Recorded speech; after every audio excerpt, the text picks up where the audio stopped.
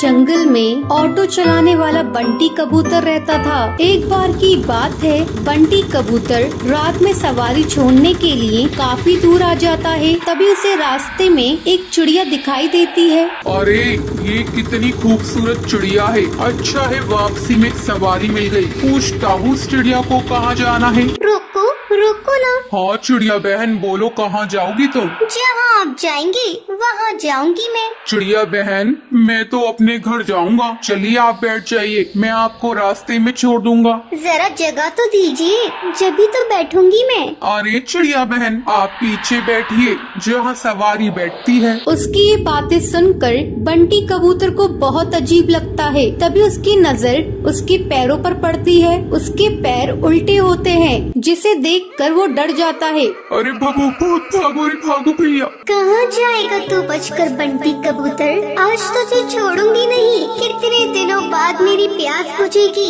इस रास्ते पर कोई आता भी नहीं था, अब तू आया है मेरा शिकार। तभी टूनी चिड़िया की आत्मा अपने असली रूप में आ जाती है। वो जोर जोर से हंसने लगती है। कभी वो गायब हो जाती, कभी सामने आ जाती। बंटी कबूतर डर के मारे तेजी से अपना ऑटो भगाता है। वो शीशे में देखता है आत्मा उसका पीछा नहीं कर रही है। वो जंगल के ऑटो स्टैंड पर अपना ऑटो रोकता है। वहीं उसका दोस्त कालू कौवा खड़ा होता है। क्या हुआ बंटी कबूतर, तू इतना घबराया हुआ क्यों है? बंटी कबूतर कालू कौवे को सारी बात बताता है। अरे पागल, इतना सुनहरा मौका हाथ से निकाल दिया तूने। उस चिड़िया की आत्मा का एक पंख तोड़ लेता, वो तेरी गुलाम बन जाती। अरे भाई माफ कर मुझे, मेरी जान बच गई, आज वो ही काफी है मेरे लिए। ये कहकर बंटी कबूतर वहाँ से चला जाता है। कालू कौवा अपने मन में सोचता है, ये तो डरपोक पागल है, इतना सुनहरा मौका गवा दिया। ये पूरे जंगल पे राज करता। चलो कोई नहीं, कल रात में उस जगह जाऊंगा और उस भूतिया चिड़िया का पंख तोड़कर ले आऊंगा। अगले दिन कालू कौवा अपना ऑटो लेकर उसी जंगल के रास्ते पर जाता है। वहाँ पर एक चिड़िया खड़ी होती है। रोको रोको ना, ऑटो रोको, मुझे जाना है। अरे भाई लगता है ये वही चिड़िया की आत्मा है, इसका पंख तोड़ लूंगा। ये कहकर कालू कौवा अपना ऑटो उसके सामने रोकता है और उसके पंख तोड़ने लगता है। अरे बेवकूफ कौवे बदमाश, तेरी हिम्मत कैसे हुई? तूने मेरे पंख तोड़ने की कोशिश की। रुक तुझे अभी बताती हूँ। टुनटुनी चिड़िया पास में पड़े डंडे से उसे बहुत मारती है। अरे बहन मुझे माफ कर दो, मुझे लगा तुम एक चिड़िया की आत्मा हो। अरे बदतमीज, तुझे मैं कहाँ से आत्मा नजर आ रही हूँ? चल भाग यहाँ से। टुनटुनी ये कहकर वहाँ से चली जाती है, पर टूनी चिड़िया की आत्मा पेड़ के पीछे खड़े होकर ये सब देख रही होती है। अगले दिन कालू कौवा फिर से अपना ऑटो लेकर वहाँ पर आता है। भाई आज तो पहले उसके पैर देखूंगा, तभी उसके पंख तोड़ूंगा, वरना कल की तरह पिटाई हो जाएगी मेरी। अब फिर से वहाँ पर एक चिड़िया खड़ी होती है। रोको रोको ना ऑटो, मुझे जाना है। कालू कौवा उसके पैर देखता है, उसके पैर उल्टे होते हैं। जैसे ही कालू कौवा उसके पंख तोड़ने वाला होता है, तभी टूनी चिड़िया की आत्मा अपने असली रूप में आ जाती है। बहुत डरावनी आवाज़ें सुनाई देती है।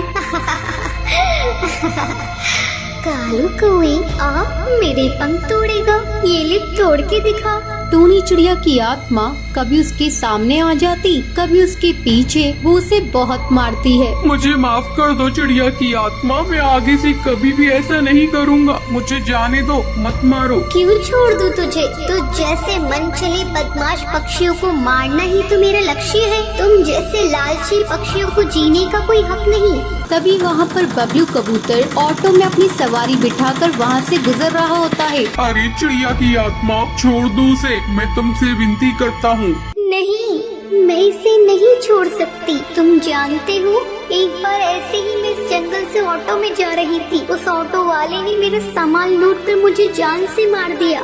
जब से जो भी मुझे लालची पक्षी दिखाई देता है, मैं उसे जान से मार देती हूँ। तभी सुंदरी कौवी बोलती है, अरे टूनी चिड़िया तुम सही कह रही हो, तुम्हारे साथ गलत हुआ है, लेकिन तुम भी सही नहीं कर रही हो। ना जाने कितने पक्षियों को तुम मार रही हो। वो सब उसे बहुत समझाते हैं। वो कालू कौवे को छोड़ देती है। मुझे माफ कर दो, तुम सब सही कह रही हो। मैंने अपने इंतकाम पूरा पूरा करने के लिए ना जाने कितने पक्षियों के परिवार को तोड़ा है, पर अब नहीं। इस दुनिया में तुम जैसे नेक दिल पक्षी भी होते हैं। ये कहकर वो वहाँ से चली जाती है। टुनटुनी का पति बंटी एक कुली था। वो नदी पार से आने वाले पक्षियों के सामान को इधर से उधर करता था। एक दिन जब बंटी काम पर जा रहा था, तब टुनटुनी उससे कहती है, अजी, अपनी सेहत का भी ध्यान रखा करो। सभी किसी न किसी दिन छुट्टी लेते हैं, लेकिन तुम तो रविवार को भी काम करते हो। अरे पगली, अगर काम नहीं करूँगा तो घर कैसे चलेगा? तू तो माँ बनने वाली है, बच्चों का खर्चा बढ़ेगा। अगर काम नहीं करूँगा तो अपने बच्चों को अच्छी जिंदगी कैसे दूंगा? आपसे तो बात करना ही बेकार है। ये लीजिए पोटली, इसमें मैंने रोटी और चावल रख दिए हैं, समय से खा लीजिएगा। नहीं टुनटुनी, आज मेरी तबीयत कुछ सही नहीं लग रही है। कुछ भी खाने का मन नहीं कर रहा है। काम से आऊँगा तो खा लूँगा। बंटी बिना खाना लिए काम पर चला जाता है। टुनटुनी को क्या पता था कि बंटी से उसकी ये मुलाकात आखिरी थी। उधर बंटी बेहोश होकर बहती नदी में गिर जाता है और वहीं डूबकर मर जाता है। टुनटुनी भागी भागी अस्पताल जाती है।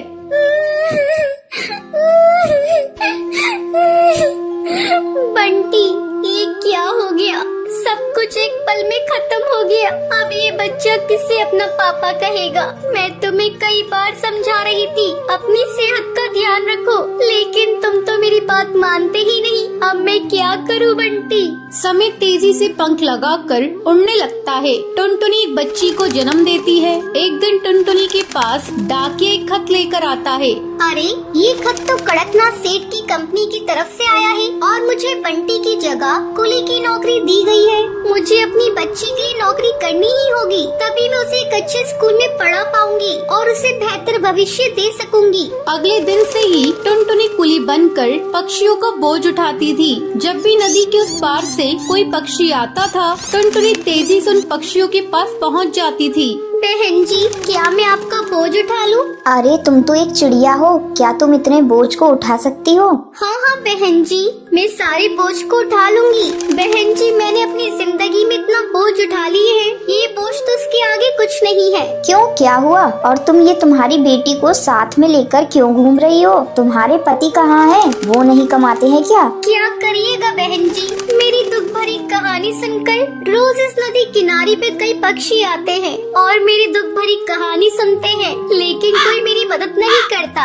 अरे तुम मुझे तो बताओ, मैं तुम्हारी जरूर मदद करूंगी। क्या बताऊं बहन जी, मेरे पति की मौत इसी नदी में डूबकर हो गई थी। उसके बाद से मैं यहाँ कुली की नौकरी कर रही हूँ। देखो टुनटुनी, जब तुम्हारी बेटी थोड़ी बड़ी हो जाएगी तो उसको मेरे स्कूल में डाल देना। मैं उसे पढ़ा लिखा कर एक अफसर बनाऊंगी। मैं तुम्हें अपना पता दे देती हूँ। वो बुलबुल चिड़िया टुनटुनी को अपना पता दे देती है। इसी तरह कई साल गुजर जाते हैं। एक दिन जब टुनटुनी अपना घर साफ कर रही थी, तभी उसे उस बुलबुल का दिया हुआ पता मिलता है। अरे, ये पता तो वही है जो मैडम जी ने मुझे नदी किनारे पर दिया था। मैं तो बिल्कुल भूल ही गई थी। अब मैं अपनी बेटी को लेकर मैडम जी के स्कूल में जाऊंगी और उसे वहाँ पढ़ाऊंगी। टुनटुनी अपनी बेटी को लेकर उस पते पर पहुँचती है।